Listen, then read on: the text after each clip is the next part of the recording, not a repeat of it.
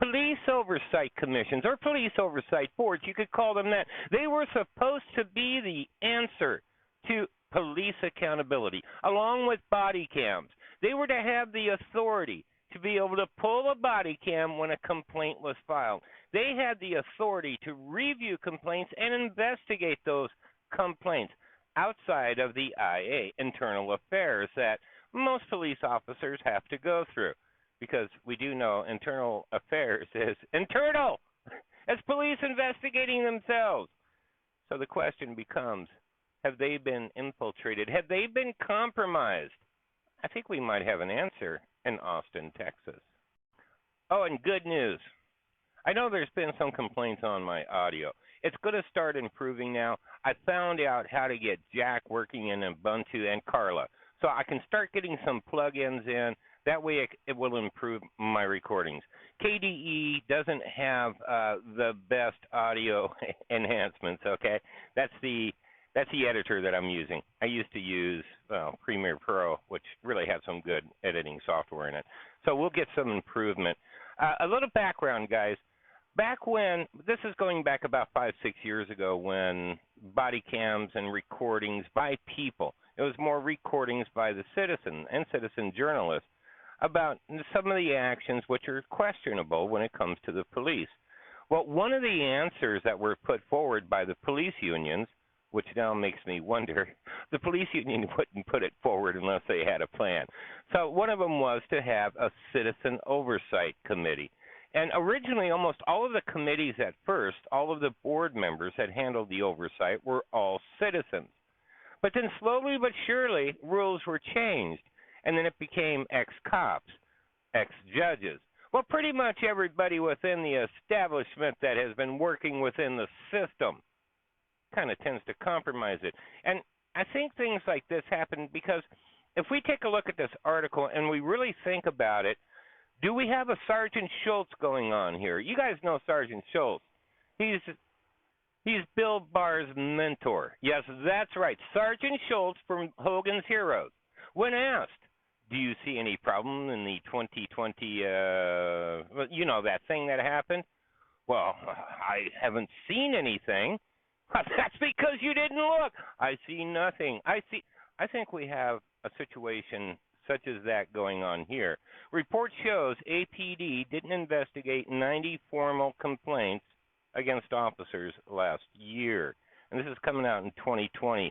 Austin, on Wednesday, Austin's Office of Police Oversight released a report on its performance and achievements during its first 2 years operating as a city department. The OPO replaced Austin's Office of Police Monitor in 2018 and provides police oversight. Now, remember, it replaced it. So when they replaced it, that means that all of the board members were replaced, or all of the members of that particular board, okay, or of the oversight, which of course now means that to be on it, you have to be an ex-cop, and you got to, you know, well, what they tell the public is that somebody needs to be in there that understands what's going on. Anyways, in 2018, it provides police oversight and takes complaints about officer misconduct, then recommends that those that qualify for investigation. So they recommend who the IA is going to investigate, in other words, okay? The report covers 2019 and 2020. It listed several highlights in 2019. The OPO received 1,353 contacts about interactions with the police. In 2020, the OPO received 2,809, escalating, with Austin Police. In 2019, 200 individual Austin Police Department officers were disciplined, and I'm going to tell you what those disciplines were here in a sec. You'll be shocked. No, you won't. Although you should be. In 2020, 159 individual APD officers were disciplined. But wait a minute. 2020, we had 2,000, almost double. Actually, it is double what we had in 2019, and we have less disciplines? Couldn't possibly be anything to that. Between 2019 and 2020, the number of APD officers disciplined decreased by 21%. In 2019 and 2020, the OPO published a report analyzing APD's racial profiling data and a separate report examining APD's officer-involved shooting incidents. In 2019, that's pretty boring. The report also examined the number of complaints filed through the OPO that got sent to APD for further investigation but were never investigated. So remember, they're not required, obviously. In 2020, the OPO received 2,809 contacts about potential complaints. 501 of those were sent to APD as formal complaints for investigation. Of those 501, 312 were about alleged officer misconduct during protests. Really? Huh. That's a pretty substantial number. However, of the other 189 that were submitted for APD to investigate, only 96 were investigated, according to the report. 90 of those other non-protest related complaints never were. In 2019, of 53 formal complaints sent to APD for investigation, 20 of them were not investigated, according to the report. Remember, if you don't investigate it, then you don't really see anything, do you? Which means there's no discipline that you have to do. All right, let me wrap this up into a nutshell for you guys.